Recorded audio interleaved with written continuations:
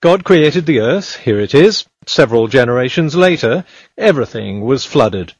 So nearly all the animals and humans got buried under a lot of muddy sediment.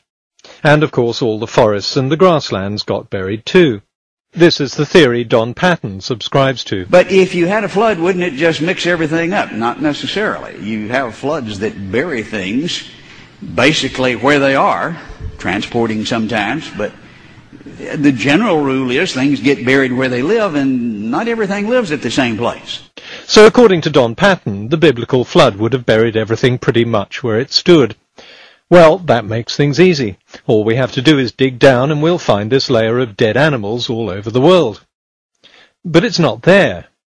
For 200 years we've drilled down, dug down, sunk mine shafts and explored the hundreds of feet of rock that lie under our feet, and the flooded layer of buried animals that Patton tells us is there isn't. Even Patton can't find it, because if he had, he'd tell us where it is. Instead, what we find is this: fossils distributed throughout the various layers of sedimentary rock. Even fellow creationists seem unwilling to endorse Patton's idea, because the distribution of different fossils through hundreds of layers of rock is so obvious and clearly observable that it's impossible to argue that a global flood buried these animals where they stood. Just look at this sequence of sedimentary rocks from the Dinosaur National Monument in Utah. According to Don Patton, we should find dinosaurs and other land animals at the bottom, then a lot of flood sediment on top of them. But we don't. Instead, we find the opposite. There are trilobites and other small marine animals at the bottom, then lots of deposits from different marine environments, until we reach a layer with lizard fossils, above that a layer with dinosaur tracks, above that a layer with dinosaur fossils, and above that a layer with mammal fossils. So most creationists have abandoned the idea of animals dying where they lived.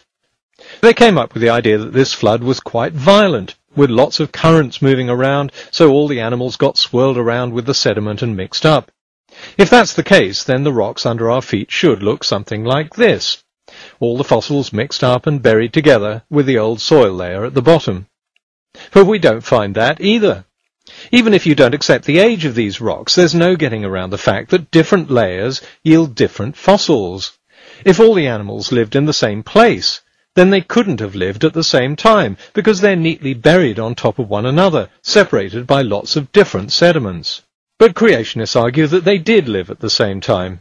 Okay then, how come each group of animals, trilobites, corals, lizards, dinosaurs and mammals, has ended up so neatly separated into different layers within a range of different marine sediments? This isn't just true at the Dinosaur National Monument. Larger dinosaurs are only found in Jurassic and Cretaceous rocks.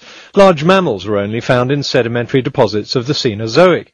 Trilobites are only found in Paleozoic rocks, and so on.